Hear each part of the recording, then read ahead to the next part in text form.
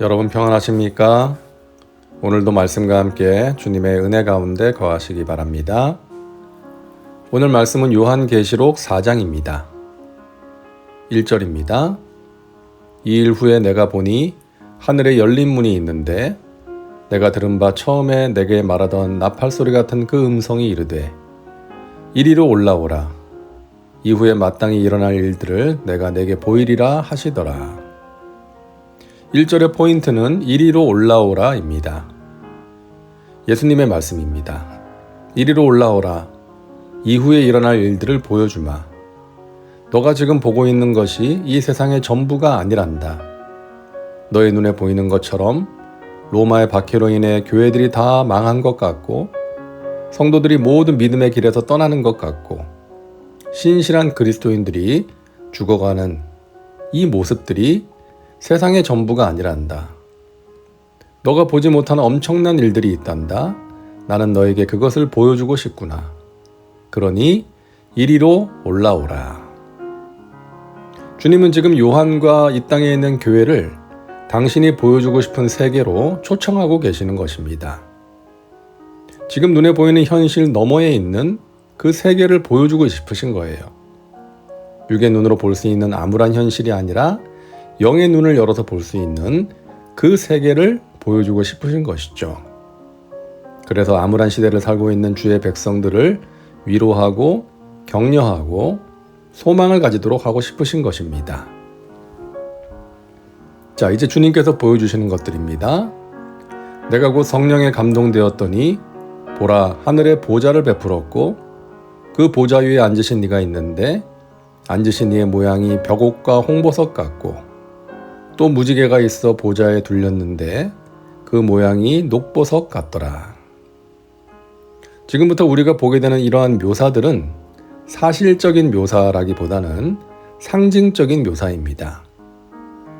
요한은 먼저 하나님께서 앉아 계신 보좌를 보게 되는데요.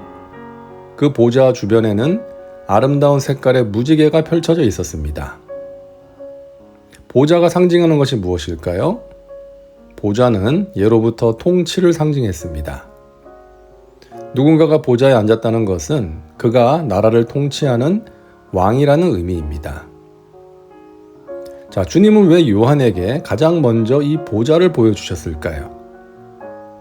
우리는 이 땅을 살면서 마귀가 이 세상을 통치하는 것 같다고 생각될 때가 있습니다.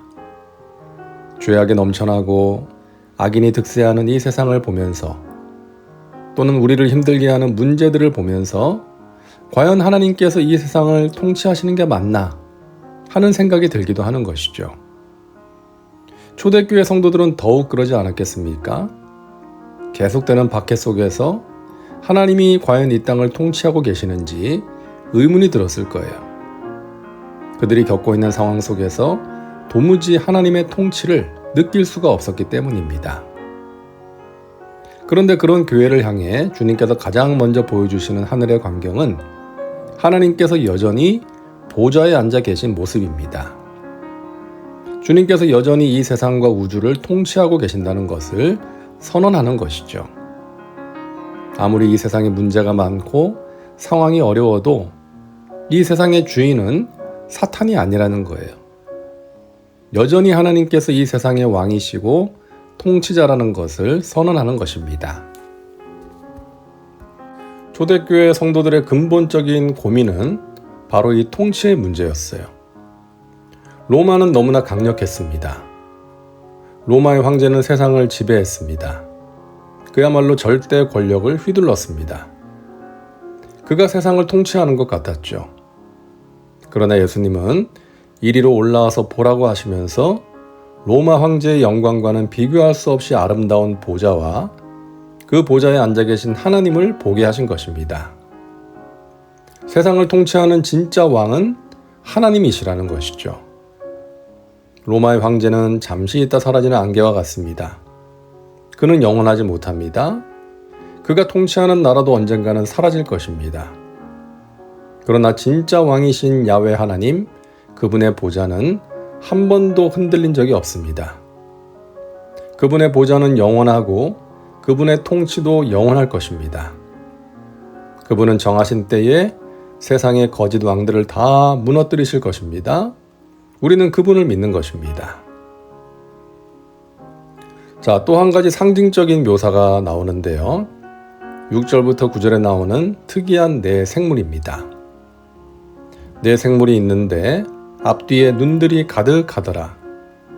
그 첫째 생물은 사자 같고 그 둘째 생물은 송아지 같고 그 셋째 생물은 얼굴이 사람 같고 그 넷째 생물은 날아가는 독수리 같은데 네 생물은 각각 6날개를 가졌고 그 안과 주위에는 눈들이 가득하더라.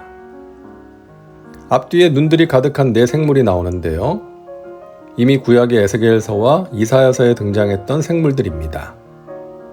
이 생물들은 하나님이 만드신 이 땅에 있는 모든 피조물의 대표입니다. 짐승의 대표로 사자, 가축의 대표로 송아지, 피조물의 대표로 사람, 그리고 날짐승의 대표로 독수리의 얼굴을 가져온 것이죠.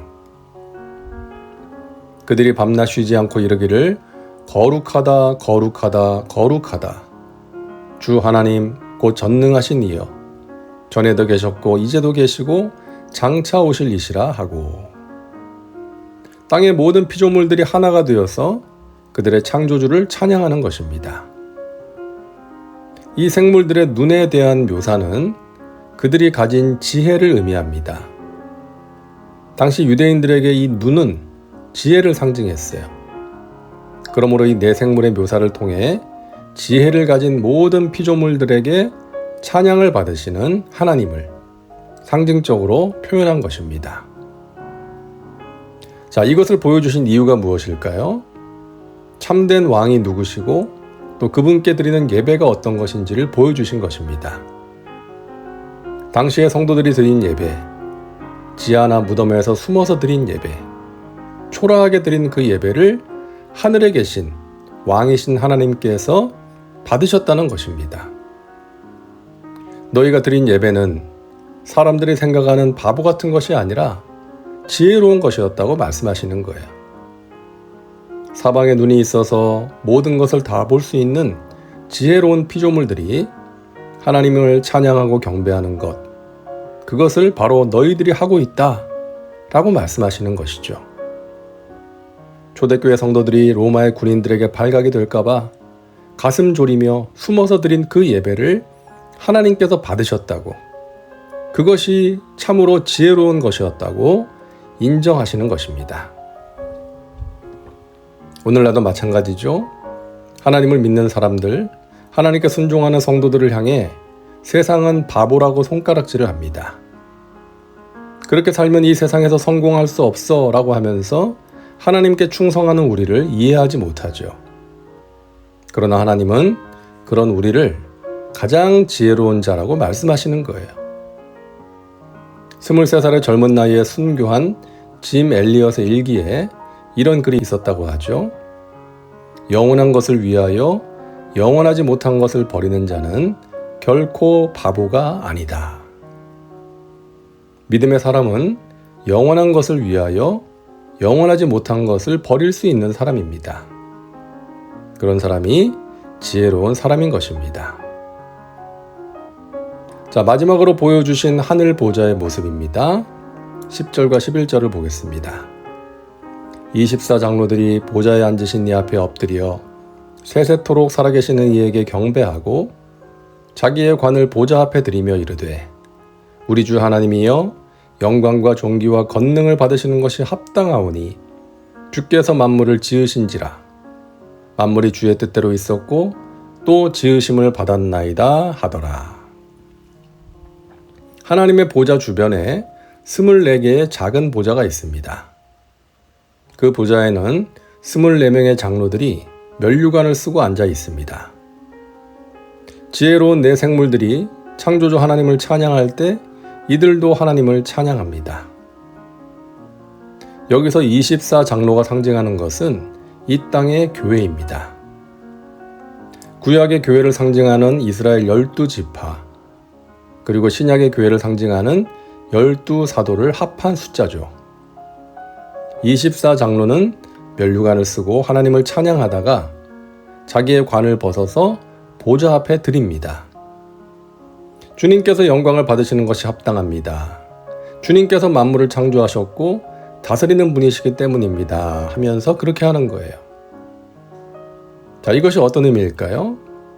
주님께서는 믿음을 지킨 교회들, 즉 성도들에게 잘했다고 하시면서 면류관을 씌워주십니다. 그때 주의 백성들에게서 나오는 고백이 있습니다. 주님, 제가 한 것이 아닙니다. 그저 주님의 은혜로 이 자리에 온 것입니다. 저는 면류관을 받을 자격이 없습니다. 주님의 은혜를 찬양하는 것으로 족합니다. 라고 하는 거예요. 그러면 주님께서 어떻게 하실까요? 다시 우리에게 면류관을 씌워주시면서 아니다.